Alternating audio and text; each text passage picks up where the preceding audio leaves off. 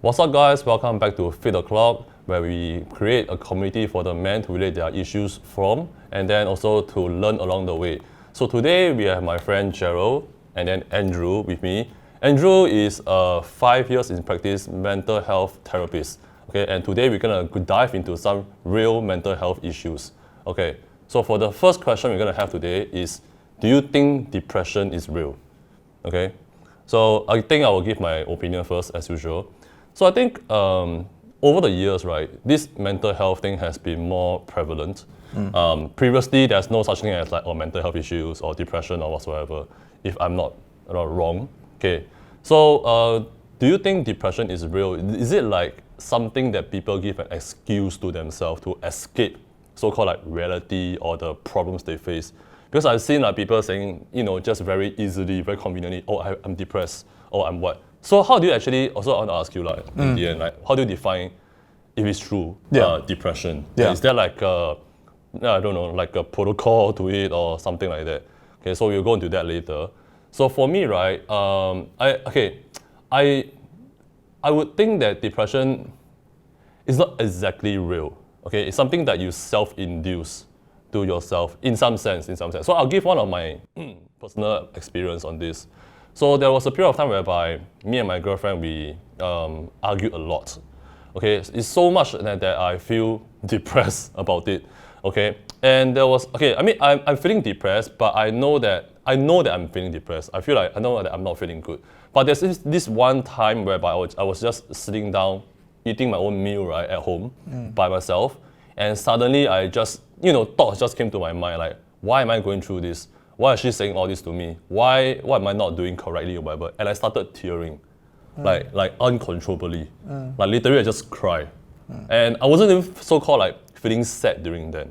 You know what I mean? I'm just like like thinking, and I just cried while eating my noodle or whatever. Yeah, and I understand that is happening actually. And I feel like, what the fuck is going on with me, man? So that's when I realized like I might have some like mild depression over this issue. But then again, after that, because I realized that I'm aware of this issue, right, I kind of like, dealt with it. So I told myself to like, fuck this shit, I can do my own stuff, make myself happy or whatsoever. So, I don't know, man, I think that it's real to a certain extent, but people might be overly using it or depending on it too much to give themselves like a escape route to face the problem. Yeah, so that's what I think. I'll come to you later. So because you are the expert, so I'll listen to him first. What do you think? Okay, so just to provide some context, my childhood was in the 90s. Okay. So, I think we all are, right? Yeah, I think so. Okay. So I come from a background, right, where depression is fiction. Yeah. Okay. Yeah. I don't think that it is true. It is purely fiction. I think that there is a spectrum as to how depressed can one person be. But I'm just going to talk about my history first, so that we can provide the viewers with a bit of context as to where I'm coming from. People like me in our era are coming from. Okay, so back then in school during the 90s, our time, bullying is something that's very common in school. Right. Yes. Okay. Comparisons of your grades, your height, your CCA performance, your athletic performance, all this, right, is very common in school. Okay? It is very common to be told by your teachers, your parents, and relatives, right, that, hey, you're not as good as this other kid, you're not as good as this other person, your cousin is smarter than you, so-and-so is more handsome than you, next time when you grow up, you're not going to get a beautiful wife, you're going to get a good job. So all these things were very common when I was a kid. Back then... So you mean you were being told all this? Yeah, of course. Okay. And I think that my peers were also being told this. This was very common back then. True. I was from a relatively good primary school. Okay. Okay, it's somewhere in the area here. Okay. Rulang. Okay. So there's a lot of elitist kind of mindset going on. Okay, so what does this mean for our mental health back then? When you were a kid especially, right? Yes. Okay. So in the 90s, that means we were reaching our teens lah. Yeah.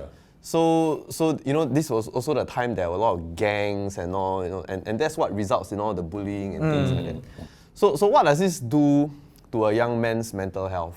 Obviously, there are perverse results of that, right? Right. But just to be completely transparent, I've never felt that I had depression. I did feel like I was depressed Okay, because okay. I didn't feel as good as what I wanted to be. Okay. But I never felt like I had like a condition, oh, I'm going through depression and all, because we were never Right. taught about this. Yeah. Yeah. This was never talked about in school. Okay, so going into adulthood, I would say that this has an advantage. Yeah. Because as an entrepreneur, you go through a lot of Lot of hardship. shit. Yeah. You know, you go through moments where you're broke. You go through moments where nobody wants to buy your stuff. You go through moments where even your loved ones doubt whether your venture is going to work out or not. Okay.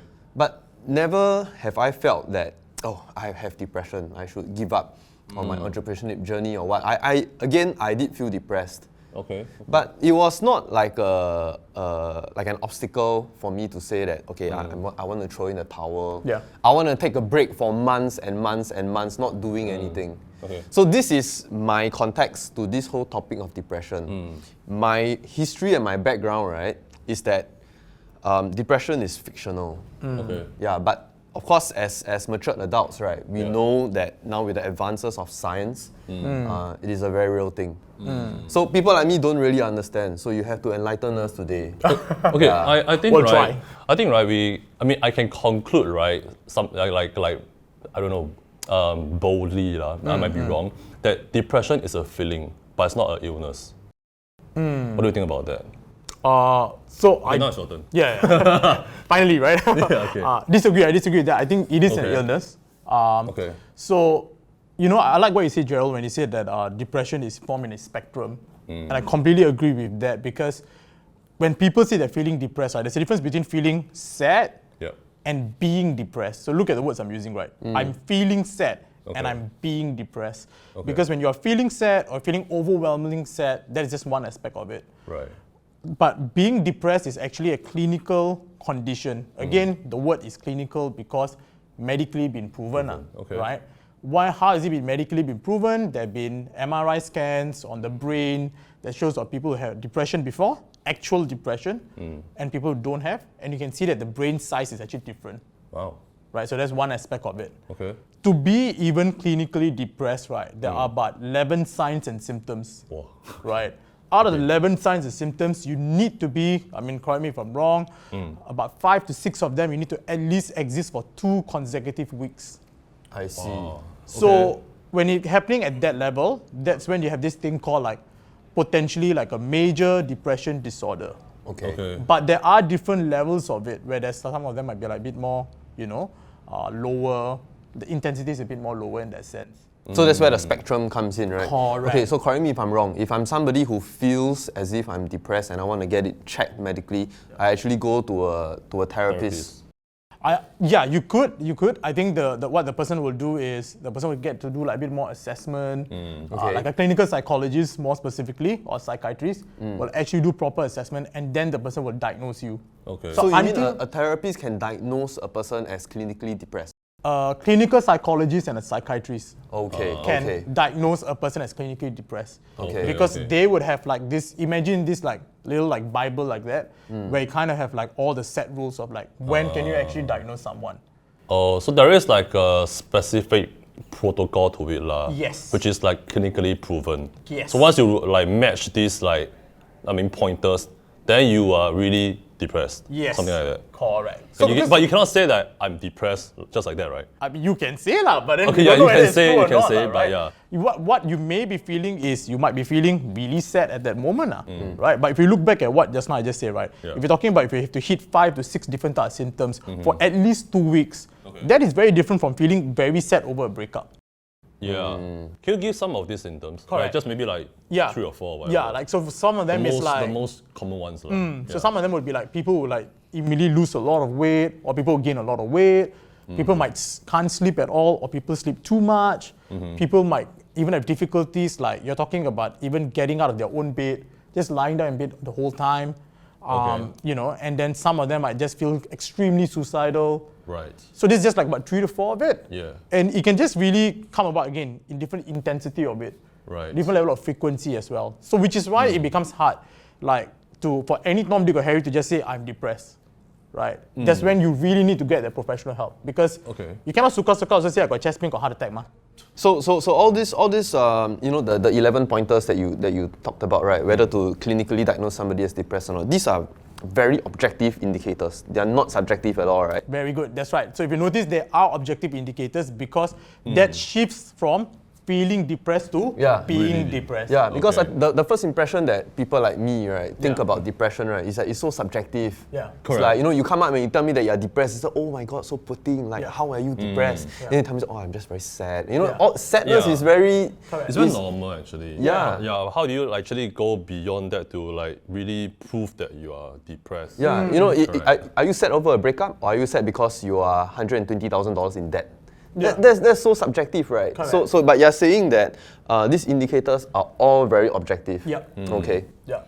So Okay. again, yeah. I want to talk about this, right? Because I mean, I don't know whether I was depressed or not. Because there was a period of time whereby I say like I argued with my girlfriend and everything, and I really felt like, you know, when you argue and shit like that, right? You don't feel like doing anything because it fucks up your mind. Yeah. So one thing is that okay, how to say, I'm gonna try and like fill your pointers up. Okay. With myself. Okay. Right. So I did feel like doing nothing because I'm so fucked up in my mind. I don't feel like I'm not feeling good. Yeah. So I don't go and work out. Yeah. I mean, I still go to work lah, Yeah. but I don't work out. I don't do my own stuff. Yeah. Right. I just lie in bed when I don't have to work. Yeah. And then also I don't eat. Right. Like I don't eat like so. I eat maybe like 1 meal a day compared to my 5 or 6 meals a day because I just don't feel like doing any shit. So I literally lost quite a bit of weight. Okay. Right. And then sleeping wise, I mean I still sleep lah, but I mean I usually sleep late. Okay. Yeah, so I don't, you know, the sleeping thing might not apply. Yeah. So yeah, all maybe these 3 items, right? Yeah. Do you think I'm depressed? Again, it depends on the intensity of it, right? So if Yeah. you're telling me that these feelings are so strong, Yeah. you cannot meet your friends at all. You cannot Yeah, go I to just, work I just at all. don't feel like it. Yeah. But do you still manage to go and meet them? Yeah, I Yeah. guess. Yeah, So I- then maybe the intensity of it then is a bit more lower. yeah, the point is like I feel like meeting them might make me happier. That's Yeah. why I just go and meet them. Yeah. But the fact is I don't feel like meeting. I don't feel like going out. I don't feel like doing anything. Yeah. But the fact that you still met them show that I'm not. you really that depressed. were able to even do that. Yeah. Okay. Right? Okay. But let's say some people who might be really depressed will not be even. They may want to meet their friends, but were they able to meet their? Okay. So that's a different. By right there. saying not able, what do you mean by? So may they feel like they really want to go and meet their friends, Okay. but they can't even get themselves maybe coming out of the door right now. But Like why? Like they cannot motivate themselves to Yeah. do that. Why? Maybe it's just There's not that. enough motivation. No? Like for me, 我觉得 like sorry, I feel like I feel like meeting my friend might actually make me feel better. Okay. That was my motivation. Yeah. Then I went ahead. Okay, so Yeah. that's the funny thing about this, right? Okay. Yeah. So maybe I'm coming from the standpoint whereby I grew up in a Yeah. place where depression was a fictional thing, and that you are just told to get over it, right? Yeah. So what was Jason doing actually to overcome his depression? to cope with myself. He's or doing whatever. something about it. Yeah. Yeah. Even though he doesn't feel like it, right? He goes out and he gets it done. Yeah. Yeah. So he is doing something about it. Yeah. So to somebody, right, who doesn't really understand depression, Yeah. maybe like me, Yeah. am I right to say that the best way to cope with it is just go do something? Go solve your problem. Right. Yeah, okay, so you see, I think this is the problem with society right now, because we have got 2 different generations that are trying to deal with, socializing with each other, trying to understand each other, Yeah. right? Yeah. So help people like me understand. Yeah. Because- Like how difficult is it to just go solve your something. problem? Yeah. Okay. Okay, good question. Tough question, but good question. I'll put it this way, like, there's a difference between someone who's, training for 2.4, someone who's like a runner all the time versus someone who's never ran their life before, right? Okay. So the idea is like what you say, is to do something about it. At least go to the field, like go to the track, at least attempt to run, attempt to jog, attempt to Right. exercise.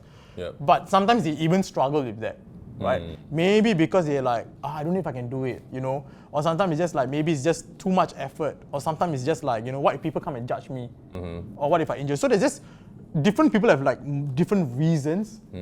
But I agree with you that when someone does have a mental condition, or specifically here now, depression, they should do something about it. Yeah. But to even do something about it, different people are at different level of motivation as well. Some people feel like, okay, I have a problem, I'm motivated to solve. Yeah. But for some people, it might be like, I have a problem, I want to solve, but I'm not ready to take actions about it. I'm still in the thinking stage. Yeah, I think so. I think in the end, the more they think, the more they feel depressed. True. Yeah. True. In a way, you can say that. Yeah, if I were to sit down there and think like, oh, why my girlfriend treat this movie like this? Why, Yeah. blah blah blah, and I just keep thinking about it. Yeah. Like comparing to like going to meet my friend or going to the gym or whatever, then I'll be more and more depressed, ma. Yeah. Okay, I think it's a very like. Chicken and egg thing, right? in a way. Yeah, correct. Yeah. So how do you actually okay, let's say for an individual, Yeah. okay, who's not going to the therapist is one of the ways to counter depression. One of the best ways. Yeah. Correct, Yeah. yeah. But this let's- one I agree. But Yeah. let's say if you do not so-called like how to say if you do not like know specifically that you are depressed, you don't know whether you're depressed or you're sad or whatsoever, right? What are some of the ways that you can do it to cope by yourself individually? By not going to a therapist lah. I think in the end, if you are still so fucking depressed, right, then you should go to a therapist. Yeah. But is there something that you can do to prevent, like a full-blown depression or something like that? Yeah. Again, I try to bring back to like a bit more of a medical way because it's a bit more objective, Sure. right? Like, like when do I go and see, like, I don't know, a sports massage or physiotherapist, right? So let's say if I have a bit of an injury, maybe I apply ice a bit, Yeah. right? Or maybe I rest a bit. After that, it's still kind of prevailing, then I'm going to do a bit more of a further action about it, right? So if I was to then make a parallel process that with mental health, right, or specifically depression, I would say it always goes back to the basic three, which I fully advocate for. You got to eat well, you got to sleep well, and you got to move. Okay. Right. So these three are very This important. three has been proven again and again Right. for a lot of conditions that it will help you to look at the words I'm using again, to feel better. Okay. Are we hitting the core of the issue? No. But we're at least working out the symptoms. Yeah. If you feel like you've worked out the symptoms and you're already better, then maybe you don't need to go and see a therapist. But if you feel like even after doing all this and it's not helpful, or you even struggle to do any of this, then the issue is a lot more deeper than what you expect. So you are Understand. saying that when you start to fix your body, you start to fix your mind. That is one way. Or it can be the other way around lah. Yeah. Yeah. It's all interconnected. Yeah, actually. yeah. Okay. Basically, just know what's good for you at that moment lah. Like you know the basics ma. Like eating well. Okay, let's say when you are sad and I don't know, even depressed, right? You know that eating well is a basic thing. You know that sleeping well is a basic thing. You know that maybe like moving around, let's say going out or go to the gym or exercise or whatever, is a good thing. So everybody knows this. Yeah. It's in them. Yeah. But it's just whether you want to do it or not at that moment to Correct. make yourself feel better. Correct. Yeah, but like what Andrew says, right, if you cannot even motivate yourself to do the basic things for your survival, right, then you better see a therapist. Adrian. Andrew. Okay, Andrew lah. Okay. 这也客家风景. Yeah. So what I was saying was like, if you really cannot motivate yourself to do the basic things to survive, then you should see a therapist. Yeah. If not, you can kind of like deal with it yourself. Yeah, like again, it goes back to if you can deal with it and it's not affecting your life, right? One of the terms that I really like to use is it affecting the functioning of your life? Functioning means that can you actually live life? Right. Can you still be a friend? Can you still be a brother? Can you still be a role you want to put in? If you can do all that to some extent, I mean, yeah, sure, that's okay, right? Okay. Yeah. But if you can't even do that, then yeah, no Okay. shame in getting help. Right. You have anything to add on? I think when it comes to depression, right? Because last year, my company actually started a campaign about body dysmorphia. Yeah. So for me, when I look at things like this depression thing, right? I like to look at things very objectively. Like, is there something that I can measure? Yeah. So body dysmorphia is one of the issues that we actually brought up. Nice. Yeah. And I also like to look at what is the intensity of the situation that this subject is going through. Okay. So I think that in your practice, right? How do you judge the situation? Because you see, to us now, right, a breakup with a 3-month relationship is nothing, but to somebody who's it's a first relationship, right? It's a big deal. Yeah. Yeah. So how do you as a neutral person, right, Yeah. manage your thoughts and your mind, when it comes to helping this individual? Yeah, because to us it's not that serious. Yeah. Yeah, and to us, actually your body is not that bad. Yeah, You know, yeah. I don't understand why you're suffering from body Yeah. dysmorphia. I think it depends. I mean, he will say, I think it depends on the individual. It's case to case basis, or because So- you need so- to respect that person's feelings, or what he feels. Okay, so we as you know, sometimes we do want to lend a listening ear to the person. Yeah. We want to help our friends. And for you want to be there for your clients. So how do you detach yourself, right, from this moment of like judgment that actually your problem is not that difficult? That's a good question. Okay. I think it's always going back to not thinking about whether is this a big problem or small problem, but it's always going back to how is this problem affecting the person. Okay. So I always go back to that, right? So I don't care whether is it like your cat die, you break up, or the building they're in collapse. Okay. 3 different intensity, right? Yeah. But what it always goes back to is how is it affecting you? Okay. Because Okay.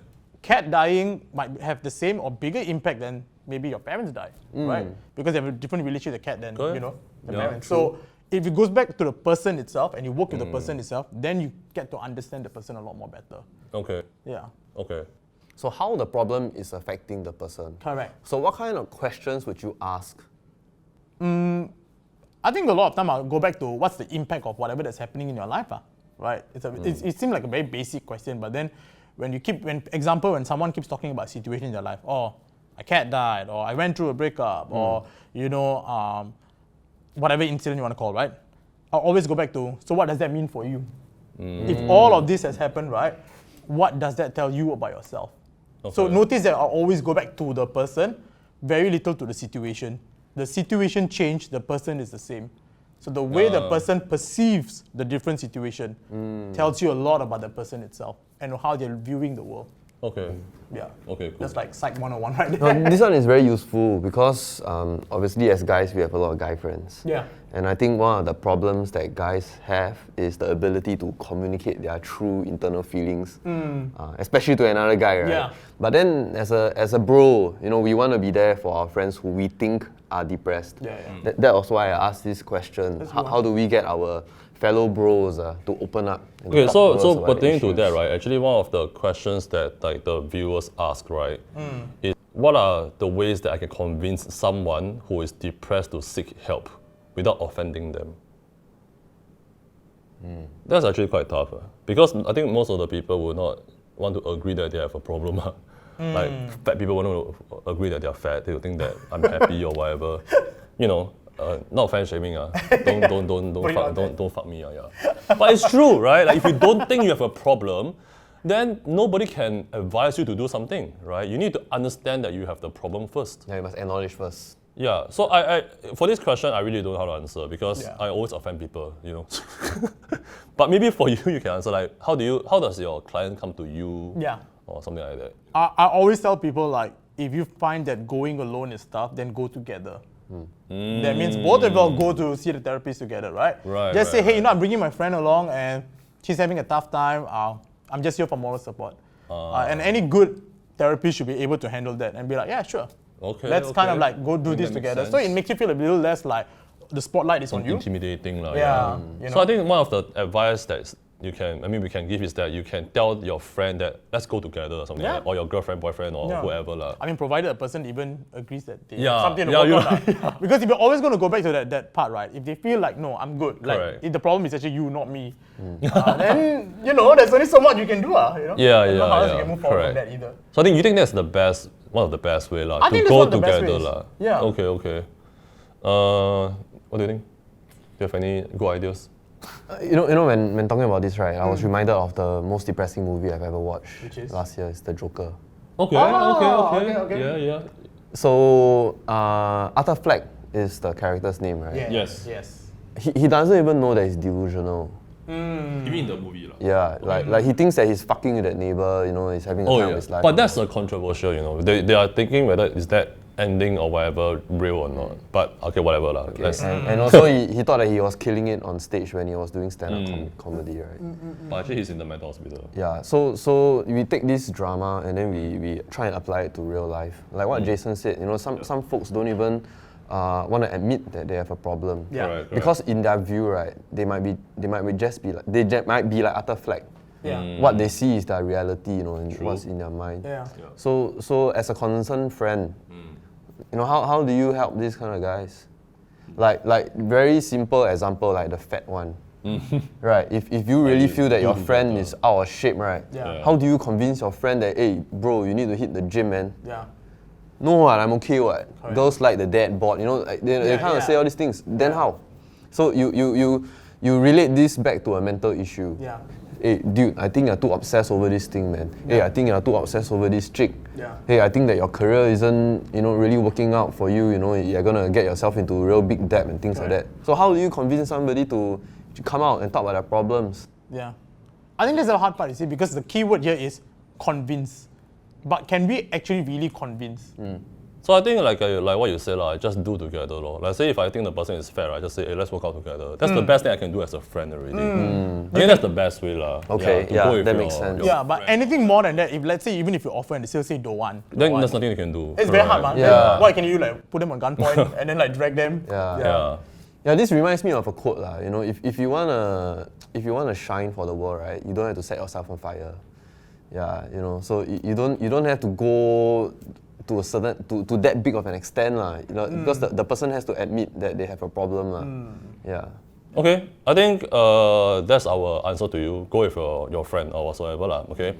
So I think let's conclude this thing up, okay? For depression, Andrew has already proven that it's clinically proven that it's a illness actually. Legit thing. Yeah, so I think, but the thing is how much or like what is the spectrum you're on? Feeling sad does not equate to feeling depressed or being depressed, right? But like what he said, if you are not able to do the daily activities that you are supposed to do to survive even, then you need to see a therapist. If not, if you are mentally strong enough, like me, then you can try and cope with it yourself and then like just lessen the feelings and everything. But then when you are feeling okay, then you are done. Probably. Okay, you need to monitor also. If the problem keeps coming back to you, you keep thinking about this fucking problem, then yeah, you probably have to see a therapist as well. Am I right? Something like that. Yeah.